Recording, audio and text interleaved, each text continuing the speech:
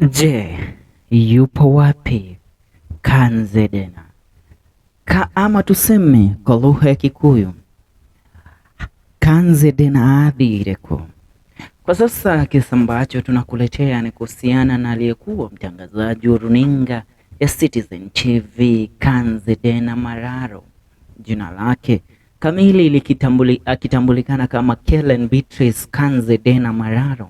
Alikuwa mtangazaji na baada ya utangazaji akaweza kujinyakulia kazi katika ikulu ya urais jijini Nairobi. Lakini baada ya serikali ya Uhuru Kenyatta kung'atuliwa mamlakani na Rais William Ruto kuchukua mamlaka kama rais wa 5 wa Jamhuri ya Kenya, Kanze Dena aliweza kupewa nafasi ya kuweza kuhudumu kama balozi, kama moja kati ya mabalozi katika serikali ya William Ruto, na nafasi hii ilitokana na Uhuru Kenyatta kufanya jinsi awezavyo ndipo kumnyakulia nafasi Kanze, ila Kanze mwenyewe akadinda kuweza kuinyakua ile nafasi. Sasa swali limekuwa mwaka wote mzima 2023 samani hajaonekana Kanze Dena kwenye vyombo vya habari, hajaonekana akirejea katika utangazaji. Swali limekuwa alikwenda wapi Kanze? Aliweza kuhudumu kama Head of Public Strategic Communication Unit ya PSCU ambayo ni kikosi cha mawasiliano, alikiwakilisha na kukiongoza kikosi cha mawasiliano katika ofisi ya urais katika nchi ya Kenya.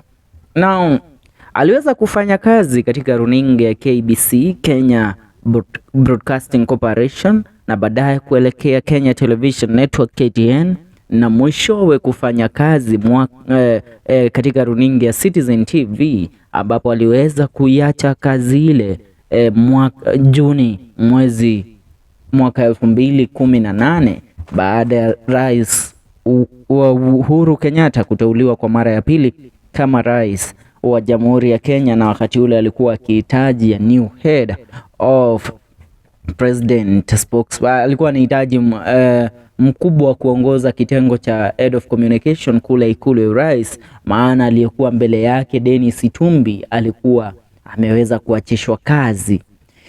Na baada ya kuacha kazi Kanze Dena, baada ya kuingia kule ikulu ya urais, aliweza kufanya kazi chini ya uongozi wake Uhuru Kenyatta, na kati ya mambo ambayo yaliweza kuonekana sana ni Kanze Dena kuweza kutajwa kuwa na uhusiano wa kikaribu sana na familia ya Rais Uhuru Kenyatta. So kwa sasa taarifa ambazo tunazipokea na ni za ndani ni kwamba Kanze Dena baada ya kumaliza kazi yake kama Head of Communication pale katika ikulu ya urais jijini Nairobi, na kuondoka katika mkondo wa kwanza wa Rais William Ruto, ambapo aliweza kureplacewa na Hussein Mohamed, pia aliyekuwa mtangazaji wa runinga ya Citizen TV. Kanze Dena alitunukiwa nafasi ya kuweza kuhudumu kama PA ama mwakilishi wa mawasiliano katika familia ya Uhuru Kenyatta na kuwakilisha kampuni za familia ya Uhuru Kenyatta. So any official communication ambazo zinakuja kwenye mitandao ya kijamii nowadays kuhusiana na familia ya the Kenyatta family, ambaye anasimamia kitengo cha mawasiliano kule na ambaye anaongoza in the PR management za familia ya Kenyatta, ni none other than Kanze Dena Mararo. Ni taarifa ambazo tunazipokea tu kwa undani kuhusiana na yeye kuweza kufanya kazi mpaka kwa sasa chini ya familia ya Uhuru Muigai Kenyatta baada ya Uhuru kuondoka ofisini. Na ndio maana Kanze Dena amekuwa away from the public limelight for so long. Kumbuka walikuwa wakifanya kazi na Lulu Hassan katika kipindi cha Citizen Nipashe, wakiwa Waswahili wawili waliokuwa wakitupasha juu ya mambo yaliyokuwa yakiendelea nchini katika taarifa zile.